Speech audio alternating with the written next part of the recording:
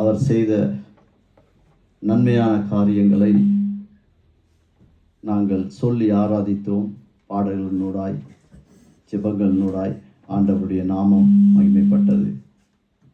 ஒரு வார்த்தையின் நேரத்துக்கு நான் வந்திருக்கோம். ஒரு விஷயம் நாங்கள் கண்களை மூடி ஆண்டவரிடத்தில் சமூகத்தில் நோக்கி பார்ப்போம். பரிசுத்தமுள்ள தகப்பனே, இந்த நாளிலும் ஐயா, என்னுடைய ஞானம் அல்ல, என்னுடைய சுயபுத்தி அல்ல, நீங்கள் என்னோடும் இந்த சபை ஜனங்களோடும் ஆண்டவரே இந்த இணையதளத்தில் பார்க்க போகிற ஒவ்வொருவருக்கும் உம்முடைய சத்தியத்தை எங்களுக்கு பேசும்படியாய் கெஞ்சுகிறோம். இந்த இடத்திலே உமது பரிசுத்த நாமம் மகிமைப்படும்படியாய் ஜெபிக்கிறோம். இயேசுவின் நாமத்தில் ஒப்பு கொடுத்து ஜெபிக்கிறோம் பிதாவே, ஆமென். ஹல்லேலூயா. ஆண்டவர் நல்லவராயிருக்கிறார். நாளிலும் அநேகருக்கு இல்லாத சலாக்கியத்தை ஆண்டவர் எங்களுக்கு தந்திருக்கிறார். அதனால் ஆண்டவர் எங்கள் வாழ்க்கையிலே செய்த எல்லாவற்றுக்காக நாங்கள் ஸ்தோத்திரம் பண்ணினோம், ஜெபித்தோம். இப்போது ஆண்டவருடைய சத்தம், ஆண்டவர் எங்களோடு எதை பேச வருகிறார் என்பதை குறித்து நாங்கள் பார்க்க போகிறோம். நான் ஆரம்பத்திலே எடுத்த ஒரு செய்தி, நான் யார் நம்முடைய எஜமானன். அதிலே நான் கிட்டத்தட்ட 2 மாதங்களுக்கு முன்னதாக இந்த செய்தி இந்த இடத்திலே பேசப்பட்டது. அதன் அடிப்படையிலே சபையை பொறுத்தவரையிலே சபையிலே 5 குழுக்கள் இருக்கிறார்கள் என்பதாக நாங்கள் பார்த்தோம். அதிலே 2 நாங்கள் பார்த்தோம். முதலாவது சபையிலே குடும்பம், 2வது நம்முடைய சந்ததி, ஆண்டவர் தந்த பிள்ளைகள், 3வது ஊழியர்கள், 4வது விசுவாசிகள், 5வது சபை. அதனால் எங்களுக்கு தந்த நேரத்தின் அளவின்படி முதலாவது குடும்பத்தையும் பிள்ளைகளையும் குறித்து நாங்கள் பரிசுத்த ஆவியானவர் எங்களுக்கு உணர்த்தினார், பேசினார். அநேகருக்கு அது ஆசீர்வாதமாக இருந்திருக்கிறது. அதனால் கர்த்தருடைய நாமத்துக்கு ஸ்தோத்திரம். அதனால் இந்த நாளிலும் யார் நம்முடைய எஜமானன் என்ற தலைப்பிலே 2வது பகுதியாக இதை நாங்கள் தியானிக்க போகிறோம். இதுக்கு எங்களுக்கு ஆதாரமான ஒரு வசனம் மத்தேயு 6ஆம் அதிகாரம் 24ஆம் வசனத்திலே வாசிக்கும் போது ஆண்டவர் பார்த்து சொல்லுகிறார், 2 எஜமான்களுக்கு நீங்கள் ஊழியம் செய்ய முடியாது. 2 பேருக்கு ஊழியம் செய்ய முடியாது. அதாவது உலக பொருட்களுக்கும் ஆண்டவருக்கும் நீங்கள் ஊழியம் செய்ய முடியாது. அப்படி என்றால் ஒரு கிறிஸ்தவன் என்றால் நாங்கள் கிறிஸ்துவனுடைய சாயல், கிறிஸ்துவனுடைய தன்மை, கிறிஸ்து பேசுவார், கிறிஸ்து எப்படி ஒரு மனுஷனை பார்ப்பார், எல்லாவற்றையும் கிறிஸ்து போல நாங்கள் நடக்க முயற்சித்து பரிசுத்த ஆவியானவருடைய உதவியோடு அதை நாங்கள் அப்படியே ஒரு வாழ்க்கை வாழ்வோமானால் நாங்கள் ஒரு எஜமானனுக்கு வேலை செய்கிறோம் என்பதற்கான அடையாளம் அல்லது ஒரு பொருள்.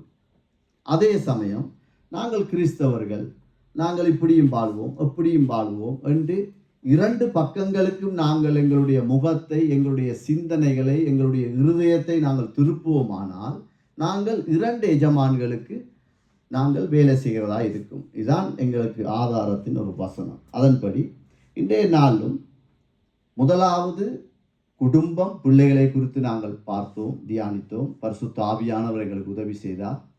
நாங்கள் இன்றைக்கு ஊழியர்களை குறித்து நாங்கள் பார்க்க போகிறோம். எடுத்து வாசிப்போம்.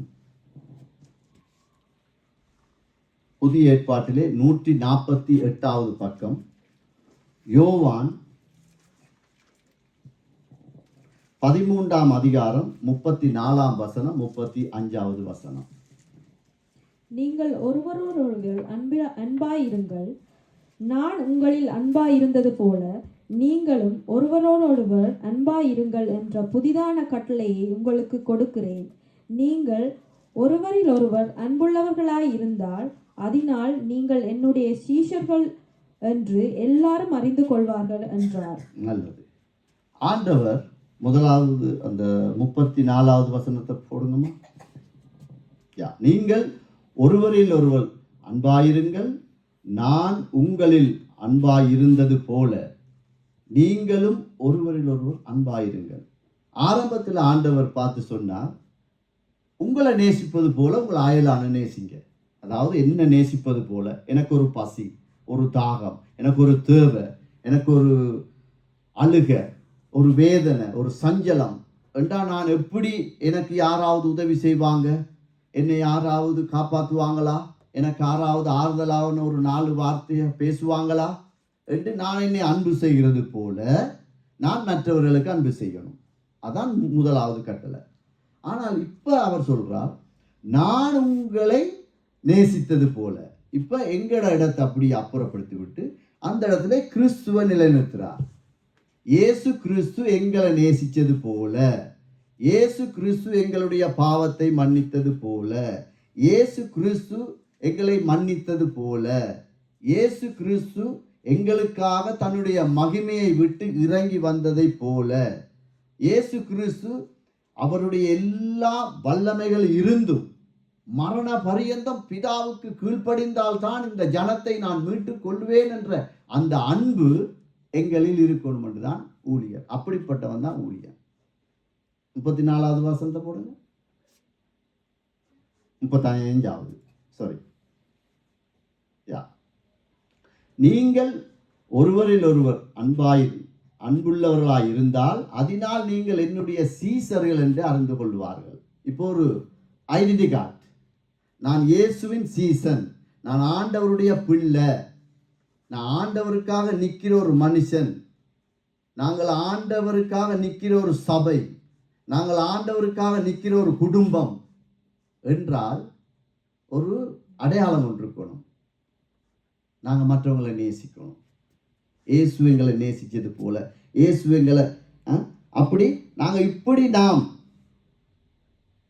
எங்களை நாங்கள் ஆராய்ந்து ஆண்டவரிடத்துல நாங்கள் எங்களை ஒப்பு கொடுப்போமானால் எங்களை யாரும் நாங்க போய் நான் ஊழியக்காரன், நான் ஆண்டவர பிள்ளை, சபையார் என்று நாங்கள் சொல்ல வேண்டிய அவசியம் இல்லை. அவங்களே எங்களுக்கு ஒரு அடையாளத்தை கொடுத்துருவாங்க. என்னுடைய வாழ்க்கையில வித்தியாசமா இருக்கிறான், ஆரம்பத்தில் இவன் இப்படி இல்லையே, இப்போ என்ன இப்படி இருக்கிறான், வாழ்க்கையில் ஒரு வித்தியாசம், அந்த அடையாளம் எங்களுக்கு வரும். அதுக்கு நாங்கள் ஆண்டவர் எங்களுக்கு சொன்ன அந்த அன்பை மற்றவர்களுக்கு கொடுக்கும் போதுதான் நாங்கள் சீசன் என்ற ஒரு அடையாளத்தை பெற்றுக்கொள்வோம்.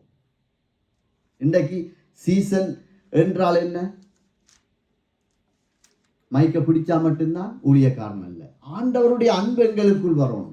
மனைவி ஏதாவது ஒரு மன அழுத்தத்துக்குரிய காரியத்தை செய்தால் நித்திரைக்கு போக முன்னதாய் நாங்கள் மன்னிக்கணும். கணவன் மன அழுத்தத்துக்குரிய ஒரு காரியத்திலே இருக்கிறான் என்று சொன்னால் மனைவி நித்திரத்துக்கு போக முன்னதாக மன்னிக்கணும். சபைக்குள்ளே, வாலிப பிள்ளைகளுக்குள்ளே, எங்கிருந்தாலும் நாங்கள் கடவுளுடைய அன்பை நாங்கள் செலுத்தினால்தான் நானும் நீங்களும் இந்த சீசன் என்ற ஒரு ஸ்தானத்தை நாங்கள் அடையலாம். இல்லாட்டி நாங்கள் சீசன் இல்லை. சொல்லிக்கொள்ளலாம், நான் ஒரு சீசன், நான் ஒரு ஊழியக்காரன், நான் ஆண்டவர பிள்ளைன்னு சொல்லலாம். ஆனால் கிறிஸ்துவின் அன்பு எங்களுக்குள்ளே இருந்து மற்றவர்களுக்குள்ளே கடத்தப்படாவிட்டால் நாங்கள் சீசன் அல்ல. அதான் ஆண்டவர்கள் சொல்றார். நீங்கள் அப்படி செய்தால்தான் என்னுடைய சீசர்கள் என்று எல்லாரும் அறிந்து கொள்வார்கள். இந்த உலகம் எங்களை நோக்கி பார்க்கும், உங்களை நோக்கி பார்க்கும், என்னையை நோக்கி பார்க்கும். அதனால நாங்கள் கடவுளுடைய சீசனாய் இருக்க வேண்டும் என்றால், கர்த்தருடைய பிள்ளைகளாய் இருக்க வேண்டும் என்றால் நாங்கள் கடவுளுடைய அன்பை நாங்கள் பிரதிபலித்தே ஆக வேண்டும். 2வது வாசிப்போம். 137வது பக்கம், யோவான் எழுதின புஸ்தகம் 8ஆம் அதிகாரம் 4ஆம் வசனத்தை வாசிங்க. போதகரே, இந்த ஸ்திரீ விபச்சாரத்தில் கையும் மெய்யுமாக பிடிபட்டாள். ஆமென். இந்த இடத்துல வேத பாதகர், வேத அறிவுள்ளவர்கள், இதான் வேத அறிவுக்கும் அபிஷேகத்துக்கும் இருக்கிற வித்தியாசம்.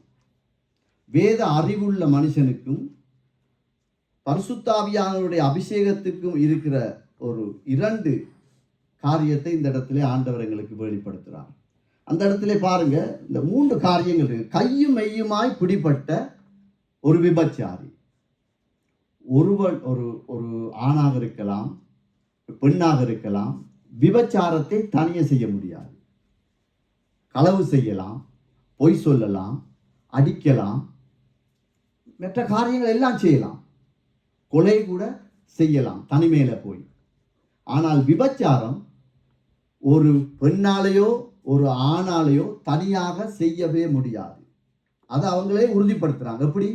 கையும் மெய்யுமாய் பிடிபட்டால் சரிதானே.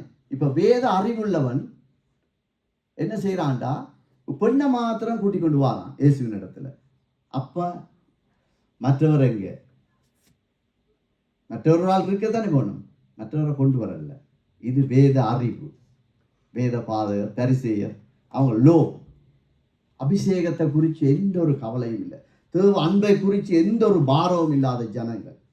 2வதாய் பார்க்கிறோம், விபச்சாரம் செய்த அந்த மற்றவரை குறித்து அவங்களுக்கு எந்த விதமான ஒரு பாரமும் இல்லை. அவர்களுக்கு வேண்டியதெல்லாம் தாங்கள் நினைத்ததை தாங்கள் செய்து முடிக்கும். ஆனா ஆண்டவர் என்ன சொல்றார் பாருங்க. ஆண்டவர் சொல்றார், அதே அதிகாரத்துல 8ஆம் அதிகாரம் 7ஆம் வசனத்தை போடுங்கம்மா.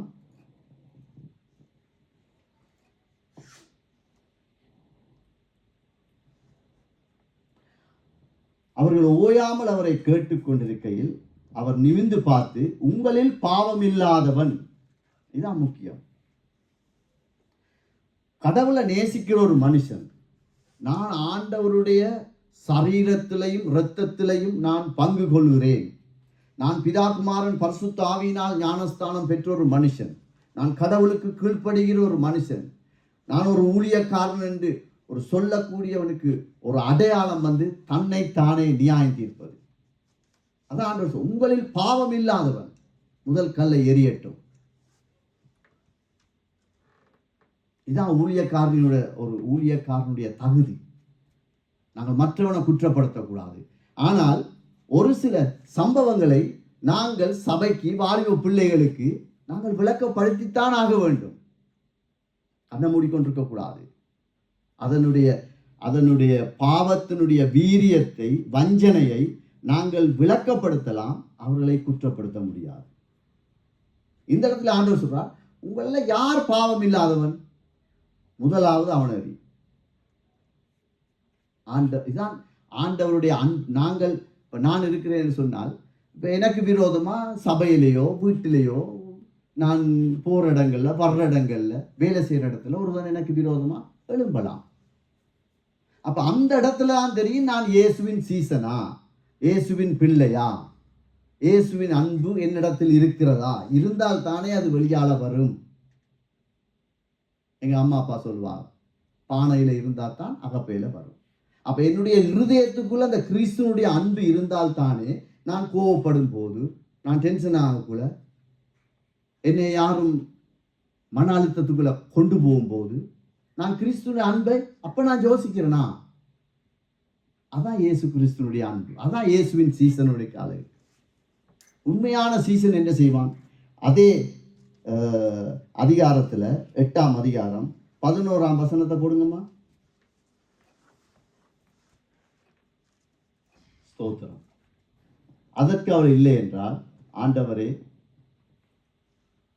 இயேசு அவளை நோக்கி, நானும் உன்னை ஆக்கினைக்குள்ளாக தீர்ப்பதில்லை.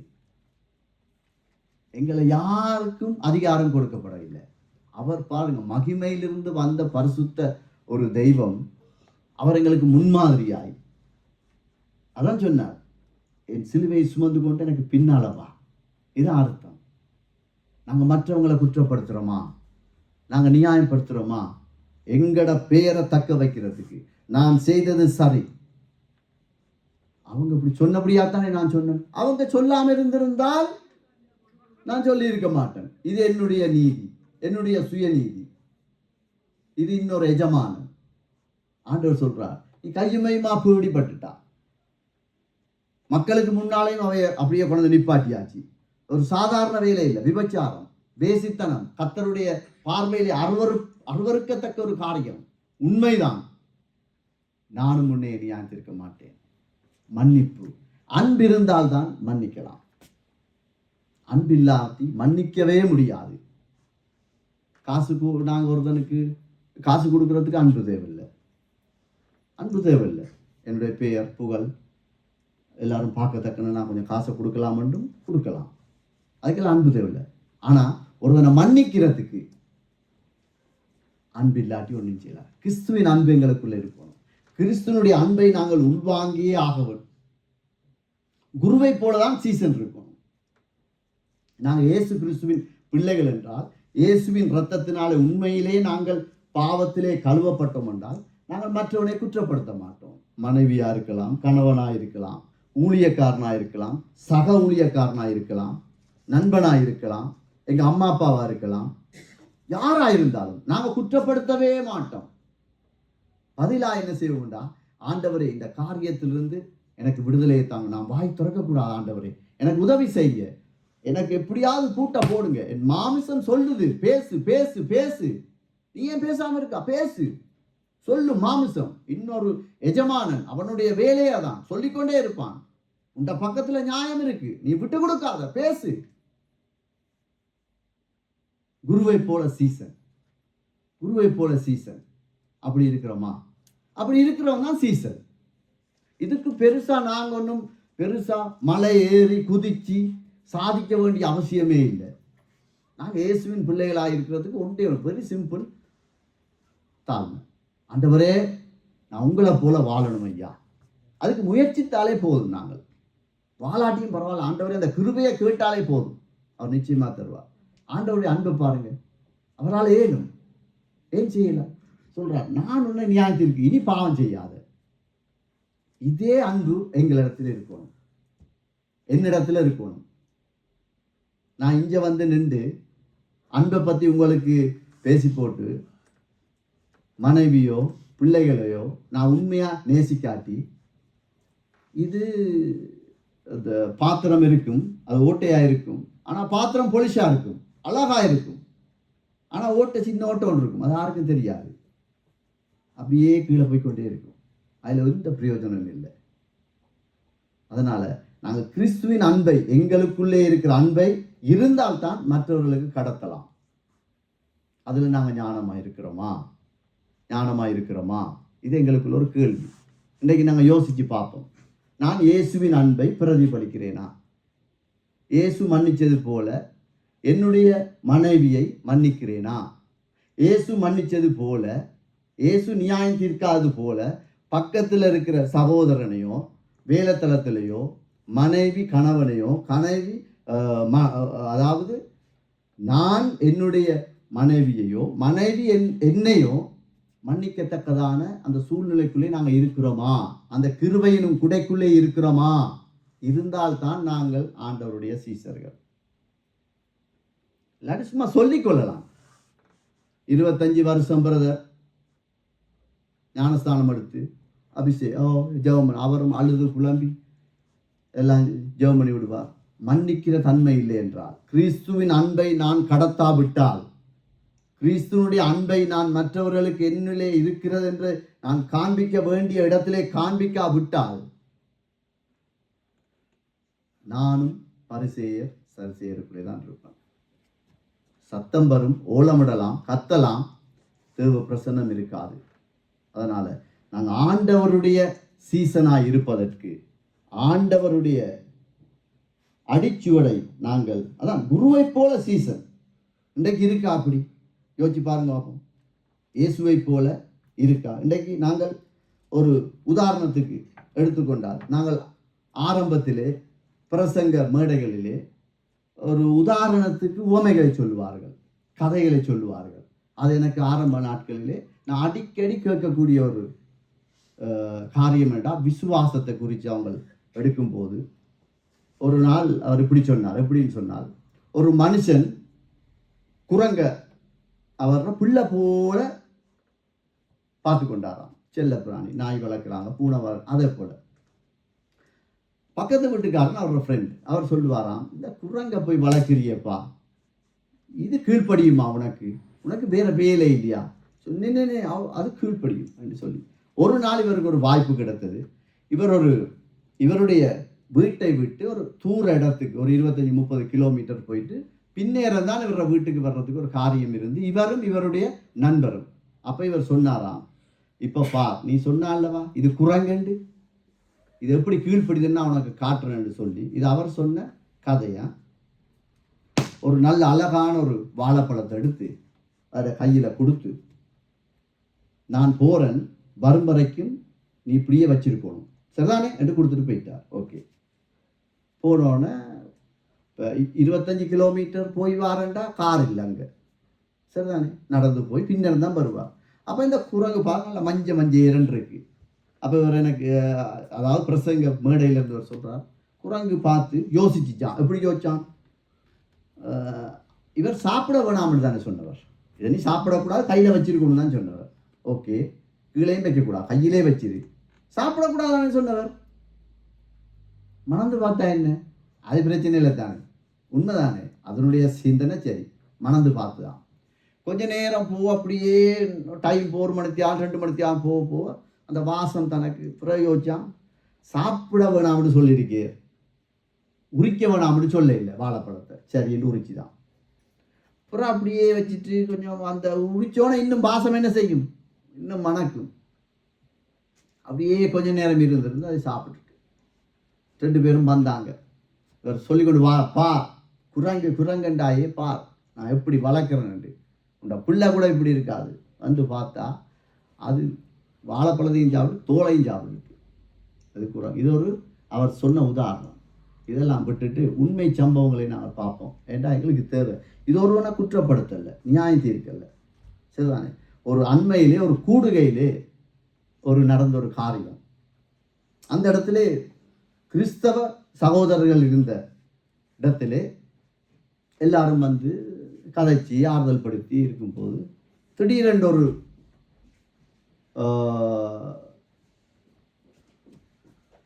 ஆளெழுப்பி சொன்னிச்சான், இப்படி அதாவது அவங்களுடைய வேலை சம்பந்தமான இந்த நாட்டில் நடக்கிற காரியங்கள் அப்படி இப்படி பேசிக்கொண்டிருக்கும் போது அவர் அடுத்த சொன்னான், சி நாங்கள் பெல்ஜியத்தில் இருந்தாலும் நாங்கள் இலங்கையை 2 விட்டு கொடுக்கக்கூடாது. முதலாவது பாயிண்ட்ஸ். பிறகு சொன்னாரா, நான் எந்த பிள்ளைகளுக்கு நான் சொல்லியிருக்கேன், பள்ளிக்கூடத்தில் அடித்தா நீ அடி வாங்கிட்டு வரக்கூடாது, திருப்பி அடித்தா நீ வந்தீங்கன்னா நான் அடிப்பேன். ஓகே, அது என்னண்டு நாங்கள் யாருண்டு காட்டணும் ஒன்று பெரிய அபிலாசமாக போகுது கதை. அப்போ அந்த கூடுகையில் எல்லாரும் இருக்கிறாங்க. எல்லாரும் அதை கேட்டுக்கொண்டு அவரை எதிர்த்து பேசுவதற்கு அந்த இடத்துல யாருமே வாய் திறக்கல. அப்போ அதில் இருந்தவங்க யோசிச்சாங்களாம், இவர் கிறிஸ்துவ அறியாதவர் போல, அதான் இவர் பேசுகிறாரு, அது நோமல் தானே, நாங்களாம் அப்படி தானே இருந்தோம். உட்டனை நியாயம் தீர்க்கிறது, உட்டனை தூக்கி எறிகிறது, இவன் கல்லன்ன்றது, பொய் பேசுகிறான்ன்றது, அப்படித்தானே நாங்கள் சும்மா இதாகணுன்னா உட்டனை நியாயம் தீர்ப்போம். சரி, நாங்களும் இப்படித்தானே இருந்தோம், இவர் ஆண்டவர் அறியாதவர் புள்ள போலன்று சரி என்று விட்டாச்சு. விட்டு அந்த கூடையெல்லாம் முடிஞ்சு கதைச்சி போட்டு இப்போ எலும்பி எல்லாம் போகிறாங்கள. அவர் போகல. கிறிஸ்துவ அறிஞ்ச மக்கள் மத்தியிலே தான் இப்போ அவர் இருக்கிறார். அப்போ அவர் போகும்போது அவருக்கு கூப்பிட்டு சொல்கிறாங்க, பிரதர் ஒருக்கா ஜெபிச்சுட்டு போங்க. ஜெபமா என்று அந்த மனுஷனும் ஜெபிக்கிறார். ஆட்டிக்கு பரிசுத்த ஆவியானவரே உதவி செய்யும், அது இதன்று. இந்த ஜெபம் கேட்கப்படுமா? இந்த ஜெபம் கேட்கப்படுமா?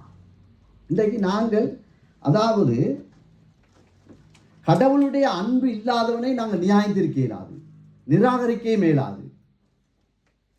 ஆனா அந்த தாய் தகப்பனோட அந்த பிள்ளை பார்த்து கொண்டிருக்கு. அந்த கூடுகையில வாலிப பிள்ளைகள் இருக்கு. அவர்களுடைய எண்ணம் எப்படி இருக்கும்? இப்படி பேசலாம், பள்ளிக்கூடத்தில் எதுவும் செய்யலாம், தூசணம் பேசினா நான் திருப்பி பேசலாம், அடிக்கிறவனை திருப்பி அடியண்டா, அதானே அதுக்கு அர்த்தம். அவங்க எண்ணத்தை நாங்கள் கடத்துறோம். அந்த வாலிப பிள்ளைகள் மத்தியில, எங்களோட பிள்ளைகள் மத்தியில எதை நாங்கள் கடத்துகிறோம்? அவரும் ஜெபிக்கிறார். ஒரு கூச்ச உணர்வு, ஒரு குற்ற உணர்வு இல்லை, ஒரு பாவ உணர்வு இல்லை. அட்லீஸ்ட் ஆண்டவரே நான் இப்படி பேசிட்டேன் மன்னிங்கன்னு சொல்லி அறிக்கையிட்டு ஜெபிச்சாலும் பரவாயில்லை. அதுக்கு 100 ஆமேன் 10 ஆமேன் சொல்லி ஓகே பிரதர். அதுக்கு பிறகுதான் அவர் பார்த்தானா, இவன் இயேசுவின் ரத்தத்தினால மீட்கப்பட்ட மனுஷனா? இல்ல இல்ல, இப்படி இருக்கக்கூடாது.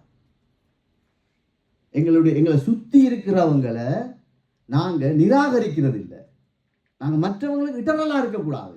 இப்ப நான் சொல்றேன், எனக்கு 3 பேர் இருக்காங்க, வாலிப பிள்ளையில ஆண்டவர் தந்துருக்காங்க. நான் சொல்லிக்கிறேன், ஏய் சபையில உங்களுக்கு 6வது கதைச்சா அந்த இடத்த கதைக்கணும், நீ வாய மூடிட்டு வரக்கூடாது. அதை என்ன கதைக்கிறது, நீ கதை, திருப்பி கதை, நான் பார்க்குறேன் எப்படி சொல்றதா? எடா இப்படி சொன்னாங்க, வாய மூடு, இயேசுவின் சாயல் ஒன்று இருக்கா, இயேசுவின் அன்பு இருக்கா, பள்ளிக்கூடத்தில் வச்சியா, மூடிட்டு வா, அப்படித்தான் சொல்லணும்.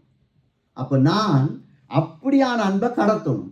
இன்றைக்கு அந்த தாய் தகப்பனை நம்பி கொடுத்த பிள்ளைன்ற நிலையை பார்த்தீங்களா? ஏண்டா கிறிஸ்துவின் அன்பு இல்லை, அதான் உண்மை. ஆண்டவர் என் பாவத்தை மன்னிச்சா, ஆண்டவர் எதற்காக எங்களை தெரிஞ்சு கொண்டா, ஏன் சீசத்துவத்தில் இருக்கிறோம் என்றதை மறந்து விட்டோம். அதான் உண்மை, வேற ஒன்றுமே இல்லை. என்னுடைய சுயம், நான் யாருன்னு தெரியுமா, எங்க அப்பா பேர் தெரியுமா, ஸ்ரீலங்காவில் நான் யார் தெரியுமா, இதெல்லாம் இன்னொரு எஜமானனுக்குரிய தன்மை. கிறிஸ்து அப்படி இல்லை, அவர் அப்படி இல்லை. அதான் சொன்னார், என்னுடைய குருவை போல சீசன் இருக்கணும். நாங்கள் முற்றிலும் பரிபூர்ணம் அடைய முடியாவிட்டாலும் இதெல்லாம் சர்வசாதாரண காரியங்கள். இதெல்லாம் சர்வசாதாரண காரியங்கள். ரட்சிக்கப்பட்ட எத்தனை வருஷம்? 20 வருஷம். ஊழியக்காரனா? ஓம்புறது ஊழியக்காரன். ஆனா என் பிள்ளைக்கு நான் சொல்றேன், அடி வாங்கிட்டு வரக்கூடாது, திருப்பி அடிச்சுட்டு வா. இல்லை, இது ஆண்டவருடைய பார்வையிலே அருவருப்பு. அருவருப்பு. இன்றைக்கு பாருங்க, இந்த சபையில கூட எங்களுக்கு சொந்த ஒரு இடம் இல்லை. அதனால நாங்க வாடகைக்கு இருக்க வேண்டிய ஒரு நிர்பந்தம். அப்ப நாங்க இந்த இடத்துல ஆராதிச்ச பிறகு இன்னொரு குரூப் வருது, ஆராதிக்குது. அப்ப ஒரு காரியம் நடந்தது என்ன, யாரோ எல்லாம் கூட்டிட்டு தான் போறோம். ஒரு இடத்த ஒரு பேப்பர், ஒரு சின்ன ஒரு ஊத்தை இருந்துட்டு அதை போட்டோ பிடிச்சி இந்த சபைக்குரிய தலைமைத்துவத்துக்கு ப்ரூஃப் அனுப்புறாங்க. அவங்க எப்படி ஆராதிப்பாங்க இந்த இடத்துல? எப்படி ஐயா இயேசுவின் அன்பை நீங்கள் கொடுப்பீங்க? இதான் கேள்வி. ஒரு பயமும் இல்லை, ஆண்டவரை குறித்து ஒரு பயமும் இல்லை. அறிவு இருக்கு, அறிவு இருந்த என்ன பிரயோசனம்? ஷூவை கழட்டிட்டு தான் நிக்கணும், தோடு போடக்கூடாது, செயின் போடக்கூடாது, எல்லாம் சொல்றா. மற்றவனை மன்னிக்க தெரியலையே உன்னால. இந்த இடத்துல நானும் நீங்களும் இருக்கக்கூடாது. இது ஆண்டவருக்கு மிகவும் ஒரு அருவருப்பான ஒரு காரியம். கிறிஸ்துவின் அன்புக்கு ஊழியம் செய்யறோமா, பிசாசுக்கு ஊழியம் செய்யறோமா? அதான் முக்கியம். இப்ப எங்களுக்கு ஆற ஊழியக்காரன், ஆற புள்ள பாரம்பரியத்தை எங்கட சபைக்குள்ள கொண்டு திணிக்க கூடாது.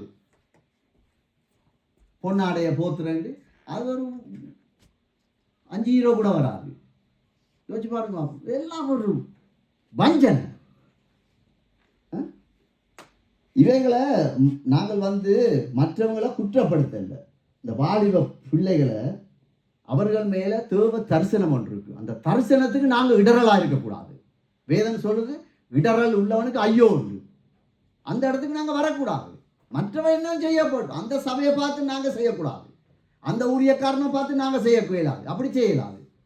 நாங்கள் இயேசு கிறிஸ்துவின் புண்ணியங்களை அறிவிக்க, அவருடைய மகிமைக்காக நாங்கள் தெரிந்து கொள்ளப்பட்ட ஜாதி சந்ததி. அவரே சொல்லிட்டார், ஆசாரிய கூட்டம். இயேசுக்காய் நிற்கிற ஒவ்வொரு மனுஷனும். இன்றைக்கு ஸ்கூலுக்கு நீங்க போகல, அப்பா அம்மா ரைட் இன்னைக்கு சாப்பாடு செய்யல, இந்த 8 ரூபாயோ 10 ரூபாயோ ஏதோ கொடுக்குறாங்க. அதுல 1 ரூபாய் உண்டியெல்லாம் போட்ட புள்ள ஆண்டவருடைய புள்ள. அதுக்கு இந்த உணர்வு வருது.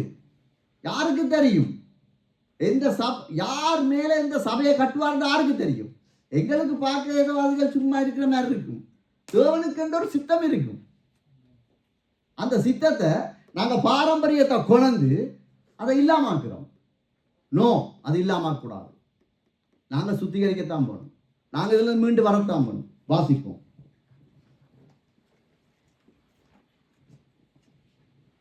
எரேமியா 3:20 வாசிங்க.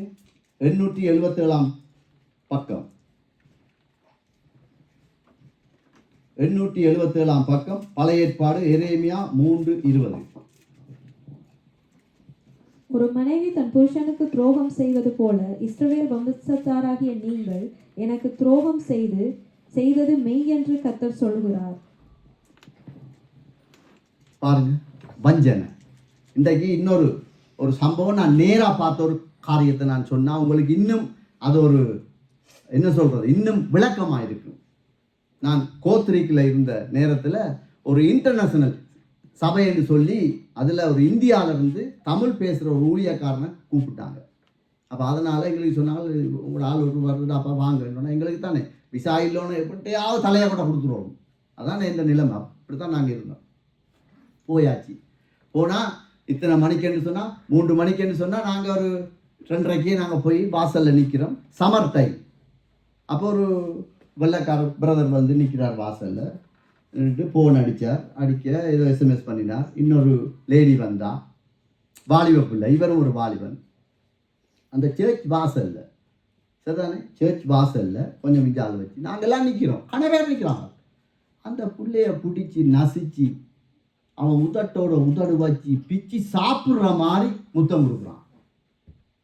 அப்போ என்னைய கூட்டிகிட்டு போனவங்க ஊழியக்காரர்கள். நாங்கள் என்னடா இது நடக்குது, அது வெள்ளைக்காராங்களா எல்லாம் நீ பார்க்காத.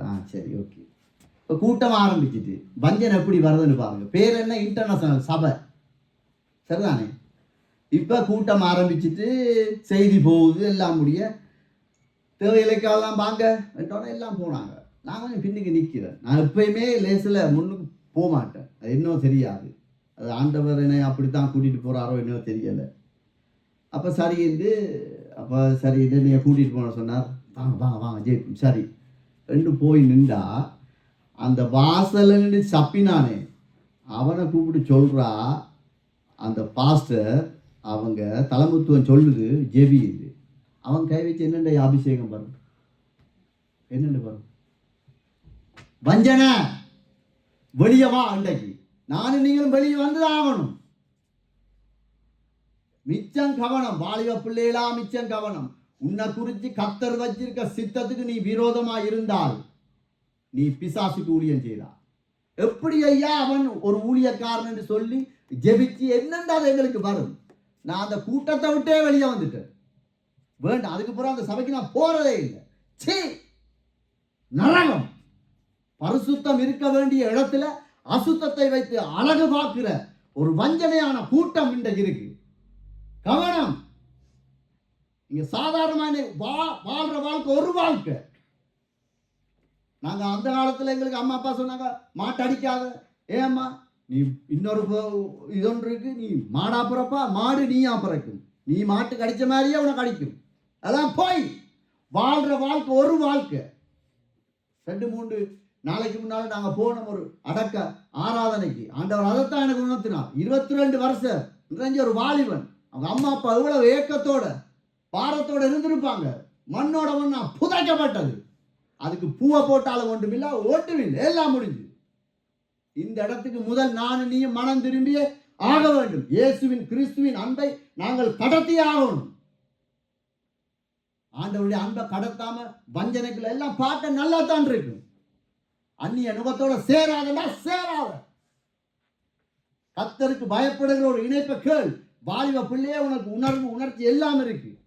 பால் உணர்வை வச்சது ஆண்டவர் தான். பிசாசு உருவாக்கல, ஆண்டவர் தான் உருவாக்கினார். அது தேவ சித்தத்தின்படி நடந்தால் பரிசுத்தம், தேவ சித்தம் இல்லாமல் நடந்தால் அது விபச்சாரம். அவ்வளவுதான். Very simple. புரிஞ்சு கொள்ளுங்க. இந்த ஒன்னையில கேட்கிற நீங்க யாரா இருந்தாலும் சரிதான், வஞ்சனைக்குள்ள இருக்காங்க. சபை கொண்டு வரும். அவங்க செய்யறாங்க, இவங்க செய்ய, நீ செய்யாத. அவ்வளவுதான். நானும் நீங்களும் இதுக்காக அழைக்கப்படவே இல்லை. எரேமியால ஒரு சொந்த புருஷன், அவனுக்கு ஒரு ஸ்திரீ பாருங்க, ஒரு ஸ்திரியானவள் சொந்த புருஷனுக்கு காட்ட வேண்டிய நிர்வாணத்தை இன்னொருத்தனுக்கு காட்டினது போல ஆண்டவர் அதை, ஒரு மனைவி தன் புருஷனுக்கு துரோகம் செய்வது போல இஸ்ரவேல் வம்சத்தை நீங்கள் எனக்கு துரோகம் செய்து மெய்யென்று கர்த்தர் சொல்லுகிறார். பாருங்க, அவர்கிட்ட சின்ன பாவம் பெரிய பாவம் எல்லாம் இல்லை. அவர் அப்படி சொன்னார், நான் இப்படி சொன்னேன், சரிக்கு சரி, அதெல்லாம் இல்லை. நோ, அந்த லோ இப்ப இல்லை. தாழ்மை தாழ்மை தாழ்மை, அன்பு அன்பு அன்பு. அன்பு இல்லை என்றால் ஒன்றும் இல்லை. நீ தீர்க்க தரிசனம் சொல்லலாம், அந்நிய பாஷையை பேசலாம், ஏழைகளுக்கு என்னவும் கொடு, பிரச்சனை இல்லை. ஆலயத்துக்கு நேரத்தோட வந்து ஆலயத்தில் நான் ஒரு மெம்பராக இருக்கேன், எல்லாம் செய். என்னிடத்துல உங்களிடத்துல இயேசுவின் அன்பை நாங்கள் கடத்தாவில்லை என்றால் நாங்கள் பிசாசுக்கு ஊழியம் செய்கிறோம். ஆண்டவர் அப்படித்தான் சொல்றார். ஒரு மனைவி பாருங்க, இப்போ உதாரணத்துக்கு இந்த இடத்துல இருக்க கூடுதலானாக்க அம்மா அப்பா ஒரு 2 வயசு புள்ள, 3 வயசு புள்ள, 6 மாத பிள்ளைய உடுப்பு இல்லாமல் அதில் மேல் கழுவி பவுடர் போடக்குள்ள சும்மா இருக்கும். 2 வயசு பிள்ளை என்ன செய்யும்? மாமன்காரனை கண்டாலே ஒளியும், வெக்கம், அந்த உணர்வு இருக்கு. அந்த அதான் அந்த சாயம், ஐயோ என்று நிர்வாகத்தை யாரும் பார்த்துடக்கூடாது. இன்றைக்கு ஊழியர் என்று சொல்லிக்கொண்டு சபை என்று சொல்லி போட்டு இவ்வளவு கேவலமான காரியங்கள், அவ்வளவு வஞ்சனை, ஒன்றில்லை 2 இல்லை. அதனால மிச்சம் கவனமாக இருக்கணும். இயேசு கிறிஸ்துவ அவங்க கேட்க சொல்றார், கடைசி காலத்தில் நீங்க வஞ்சிக்கப்படாதீங்க. அதான் உண்மை. வாசிங்க. இப்ப ஒரு கேள்வி வரும், ஐயோ நாங்க பாவம் செய்துட்டோமா, குடும்பத்தில் என்னால மன்னிக்க இயலாம இருக்கு, மனைவியை மன்னிக்க இயலாம இருக்கு, கணவனை மன்னிக்க இயலாம இருக்கு, வேலைத்தளத்தில் அவனை பார்த்து நான் முறுமுறுத்து கொண்டே இருக்கிறேன். இதுக்கு வழி இருக்கு. இதுல இருந்து மீண்டு வர்றதுக்கு வாசல் வச்சிருக்கிறான் ஆண்டவர். வாசிங்க. எரேமியா 4:1. இஸ்ரவேலே, நீ திரும்புகிறதற்கு மனதாயிருந்தால் என்னிடத்தில் திரும்பு என்று கர்த்தர் சொல்லுகிறார். நீ உன் அருவருப்புகளை என் பார்வை நின்று அகற்றிவிட்டால் நீ இனி அலைந்து திரிவதில்லை. ஆமென். பாருங்க, மனம் திரும்பினால் போதும். நாங்கள் கர்த்தரிடத்துக்கு திரும்புவோம். நாங்கள் பலவீனர்கள் தான். ஆண்டவரே, நாங்கள் உங்களை அவமானப்படுத்திட்டோம், உங்களை வைக்க வேண்டிய இடத்துல வைக்கல, பிசாசை கொண்டு வச்சிட்டோம். உண்மைதான். ஆண்டவரை ஆராதிக்க வேண்டிய ஜனங்கள் சத்துருவை ஆராதித்து விட்டோம். உண்மைதான். ஆண்டவர் சொல்றார், மனம் திரும்பு, நீ என்னிடத்துல திரும்பி நீ என்றால் அலைந்து திரிய வேண்டிய அவசியம் இல்லை. இப்ப எங்களுக்கு இயேசுவின் ரத்தத்தினால மீட்கப்பட்டிருக்கிறோம். எவ்வளவு ஒரு வலிமை. சங்கீதக்காரன் சொல்றான், வாசிங்க 37:25 வாசிங்க. பழைய ஏற்பாடு 692 பக்கம். நான் இளைஞனாயிருந்தேன், முதிர் வயதும் உள்ளவனானேன், ஆனாலும் நீதிமான் கைவிடப்பட்டதையும் அவன் சந்ததி அப்பத்துக்கு இறந்து திரிகிறதையும் நான் காணவில்லை. ஆமென். பாருங்க, இயேசு கிறிஸ்துவை ரத்தம் சிந்தப்படாத நாட்கள்ல ஒரு மனுஷன் சொல்றான், நீதிமான். அவனோட பிள்ளை சந்ததி என்றா பூட்ட பிள்ளை எல்லாரும் அப்பத்துக்கு தண்ணீருக்கு அழைச்சதை அவன் பார்க்கவே இல்லை. அவனுக்கே அப்படின்னா எங்களுக்கு எப்படி இருக்கும் இல்லையாவுமா? இயேசுவின் ரத்தத்தினால மீட்கப்பட்ட நாங்கள், கழுவப்பட்ட நாங்கள், பிதாகுமாரன் பரிசுத்த ஆவியினால் ஞானஸ்தானத்தை பெற்றிருக்கிறோமே. எப்படி இருக்கிறோம்? எப்படி இருக்க வேண்டிய நாங்கள்? ஏன் எங்களுக்கு இந்த காரியம் இல்லை? நாங்க மனம் திரும்புவோம். மனம் திரும்புறவனுக்கு கிருபை இருக்கு, தாழ்மை உள்ளவனுக்குத்தான் கிருபை இல்லை என்றா ஒன்றுமே இல்லை. அதனால நாங்க எப்படியும் இயேசுவினுடைய அன்பை நாங்கள் கடத்தாவிட்டால் நாங்கள் இயேசுவின் பிள்ளைகள் என்றோ இயேசுவினுடைய ஊழியக்காரன் என்றோ நாங்கள் சொல்லவே முடியாது. யோவான் 14:14 வாசிங்க.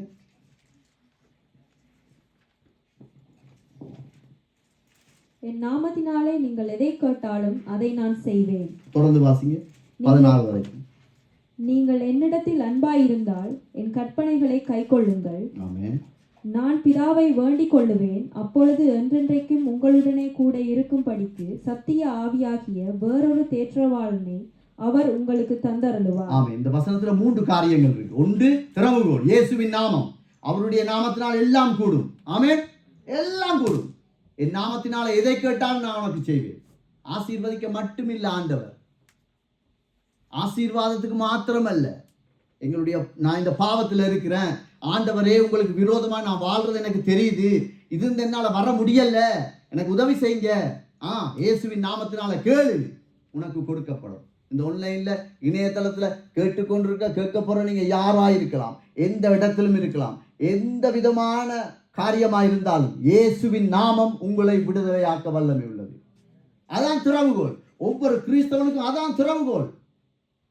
அந்த அப்பா காலஞ்சு நீ அடி வாங்கிட்டு வரக்கூடாது, அடிச்சுட்டு வா. அவன் என்ன சொல்லியிருக்கோம், நீ இயேசுவின் பிள்ளை, அவனுக்கு ஜெபிச்சு போட்டு வா சொல்ல வேண்டிய மனுஷன் எப்படி இருக்காங்க யோசிச்சு பாருங்க. அன்பை கடத்துறோமா? திறவுகோல் இருக்கு ஐயா, எங்ககிட்ட திறவுகோல் இருக்கு. இன்னொரு காரியம் என்ன, நாங்கள் இயேசுவை நேசிக்கிறோம்ன்றதை நாங்கள் காண்பிக்கலாம். எப்படி? அவருடைய அன்பை மற்றவனுக்கு நாங்கள் கொடுக்கும் போது, மன்னிக்கும் போது, மறக்கும் போது, அவனுக்காக ஜெபம் பண்ணும் போது நாங்கள் அப்படிப்பட்ட ஒரு இடத்துக்கு வரலாம். அதான் இயேசுவின் சீசன். மூன்றாவது சொல்றா, நீங்க தனிமையா இருக்கிறீங்க. நீங்க நினைக்கிறீங்க நீங்க தனியா இருக்கிறீங்க. வேலை செய்யற இடத்த எல்லாரும் ஒரு பக்கம் இருக்காங்க, ஸ்கூல்ல எல்லா பிள்ளைகளும் என்ன ஒரு மாதிரி பார்க்குது. நீ தனியா இல்லை. உன்னோட ஆறு இருக்கிறது, உன்னோட ஆறு இருக்கிறது சொல்றவங்களோட மட்டும்தான் ஆண்டவர் இருப்பார், பரிசுத்த ஆவியானவர். தனியா இல்லை நாங்க, அவர் வல்லமை இல்லவர். இப்ப நீங்க ஒரு அல்சேசன் நாயை கூட்டிட்டு போறீங்க இங்க இருந்து, சரிதானே? நாயை கூட்டிட்டு போறீங்க. இல்ல இன்னொருத்தன் அல்சேசன் நாயை கூட்டிட்டு அங்கிருந்து வாரான். நீங்க இங்க இருந்து தனியா போறீங்க. அது உங்களுக்கு பயம் வரும் தானே? என்ன அல்சேசன் நாய் என்ன செய்யும்? அடிச்சிடும். அதே நேரத்தில் அவன் அல்சேசன் ஸ்பெஷல் டோக்கோட வாரான். உங்களோட கையில் ஒரு சிங்கத்தை கூட்டிட்டு போறீங்க. நீங்க பயப்படுவீங்களா? யூதராஜ சிங்கம் உங்களோடு இருக்கிறார், என்னோடு இருக்கிறார். இந்த உணர்வு எங்களுக்குள்ள வரணும் ஐயா. வாழ்வுக்குள்ள உனக்குள்ள வரணும். உங்களுக்கு விரோதமா பள்ளிக்கூடத்துல யாரும் எழும்பலாம். நீங்க சொல்லணும், பரிசுத்த ஆவியானவர் என்னோடு இருக்கிறார். நான் தனித்தவள் அல்ல, நான் தனித்தவன் அல்ல. இதான் உண்மை. நாய்க்கே ஒரு குணம் இருக்கு, ஸ்பெஷல் ஒரு நாய் இருக்கு, அல்சேசன் கிராஸ் ஒரு நாய் இருக்கு. அதுக்கு பேர், இன்னொரு பேர் வந்து ஒன் மாஸ்டர் டாக். அதை நான் நேராக பார்த்தபடியா நான் சொல்றேன். ஒருவனுக்கு தான் கீழ்ப்படிக்கும். வீட்டில் 5 பேர் இருந்தா அந்த ஒருவன் சாப்பாடு வச்சா தான் அது சாப்பிடும், இல்லாட்டி சாப்பிடாது. எத்தனை நாளும் அது பசி இருந்தால் அப்படியே செத்து போயிடும். One master talk. நாய்க்கே அது இருக்கு பாருங்க. எங்களுக்கு இல்லையே. நாங்கள் ஆண்டவர் பிள்ளைகள் இல்லவா? நாங்கள் சாதாரண, நீங்கள்லாம் சாதாரணம் இல்லை, நாங்கள் சாதாரண. எங்களோட பிள்ளைலாம் சாதாரணமான பிள்ளைகள் இல்லை. பள்ளிக்கூடத்தில் எங்களை ஒரு மாதிரி பார்க்கலாம், வேலைத்தளத்தில் ஒரு மாதிரி பார்க்கலாம், சபை எங்களை ஒரு மாதிரி பார்க்கலாம். No problem. பரிசுத்த ஆவியானவர் எங்களோடு இருக்கிறார் என்ற ஒரு உணர்வு எங்களுக்குள்ள இருக்குமானால் நாங்கள் அன்பை கடத்துவோம். மரத்தை எதுல நாங்க பார்க்கலாம்? கனியில. நான் சொல்லலாம், அந்நிய வாசையை பேசிட்டு நான் போயிடலாம். வீட்டை போய் பிள்ளையில எரும மாடு. அவர் குணா தெரியுமா? அவர் விளையாட்டு அவர் இப்படித்தானே ரெண்டா போச்சு. கனி இல்லை ஐயா எங்கள்கிட்ட. இல்லை இல்லை, பரிசுத்த அன்பை கடத்தணும். எங்களுக்கு உங்களுக்கு முதுகுல குத்துறானோ நெஞ்சில குத்துறானோ பரிசுத்த ஆவியானவர் உங்களோட இருந்தா நீங்க அன்பை கடத்துவீங்க, நான் அன்பை கடத்துவேன். அவ்வளவுதான். இப்போ ஸ்கூல்ல நீங்க அடிக்கிறீங்க, அது யார் பெற்ற பிள்ளைன்னு எங்களுக்கு தெரியாது. அது ஆம்பளை பிள்ளையா இருக்கலாம், பொம்பளை பிள்ளையா இருக்கலாம், பாய் ஃப்ரெண்ட் கேர்ள் ஃப்ரெண்ட், நார்மல் இங்கே நார்மல். இல்லை இல்லை, உனக்குள்ள பரிசுத்த ஆவியான, உனக்குள்ள கிறிஸ்துவின் அன்பு இருந்தால் நீ ஜெயிப்பா. உனக்குள்ள அந்த உணர்வு இருந்தாலும் ஆண்டவரே நீங்க இணைக்கிறத கொண்டு வாங்க, மற்றெல்லாம் பிசாசு தான் என்று சொல்லு, ஜெபி. இல்லாட்டி அவ்வளவுதான். இந்த உலகம் காண்பிக்கும். லோத்து தீர்மானித்தது போல நான் நீங்களும் தீர்மானிக்க கூடாது. இதான் உண்மை, இதான் சத்தியம். என்ன நடந்தாலும் எங்க அப்பா எங்களுக்கு நன்மை மட்டும்தான் செய்வார். அது மாத்திரம் உண்மை. இன்றைக்கெல்லாம் நாங்களாம் அப்படி நிற்கக்கூடிய ஆக்கலாம். உண்மையை சொல்ல போனா என்ற குடும்பம் நிற்கும் போது நிலம் பிளந்து நாங்கள் பாதாளத்துக்கு போக வேண்டிய ஜனங்கள். அவருடைய இரக்கம் இன்றைக்கும் எங்களை வாழ வச்சு கொண்டிருக்கு. இந்த அன்பை நாங்கள் மற்றவனுக்கு கொடுக்குறோமா? பக்கத்தில் இருக்கிறோம் எங்கட கதறில் இருந்துட்டா. நான் இத்தனை வருஷமா இந்த கதறில் இருக்கேன், இவ இருந்துட்டா.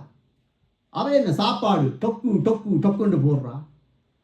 இதெல்லாம் வஞ்சனை, இதெல்லாம் சாதாரண காரியம். நீங்க நினைக்க பிள்ளைகளுக்குள்ள நாங்கள் கடத்துறோம்.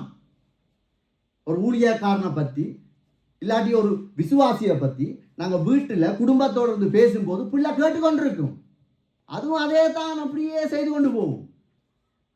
இல்லை இல்லை, இயேசு கிறிஸ்து வந்து சொல்லலாம், கடைசி நாட்களில் என்ன வஞ்சிக்கப்படுவீங்க, வஞ்சிக்கப்படுவீங்க. என்னத்தால?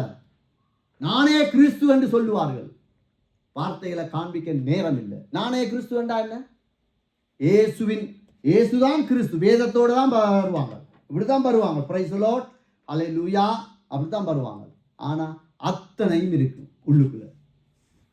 பண ஆசை இருக்கும், மன்னிக்கிற தன்மை இருக்காது, மற்றவனை குற்றப்படுத்துற நியாயப்படுத்த. எங்களுடைய சபை எங்களுடைய பிள்ளைகள் நாங்கள் சுத்திகரிக்கத்தான் போகணும். ஏன்னா எங்களோட சபையை குறித்து, எங்களோட விசுவாசத்தை குறித்து, எங்களுடைய பிள்ளைகளை குறித்து ஆண்டவர் எங்கள்கிட்ட கேள்வி கேட்கும் ஒரு நாள் இருக்கு. அவர் சொல்றார், நான் தூக்கு நூலோட வருவேன் என்று. தூக்கு நூலண்டா என்ன? சரியா நேரா காட்டும், கொஞ்சம் பிசையினாலும் வெட்டுப்படும். அதுக்காகத்தான் இன்றைக்கு நாங்கள் ஆண்டவருக்காக ஆண்டவருடைய அன்பை கடத்தினோம் என்று சொன்னா மிச்சமெல்லாம் தானா வந்துடும். ஆண்டவருடைய அன்பு எங்களை இருக்குமானா எல்லாம் தாழ்மையா இருந்துட்டு போயிடும்.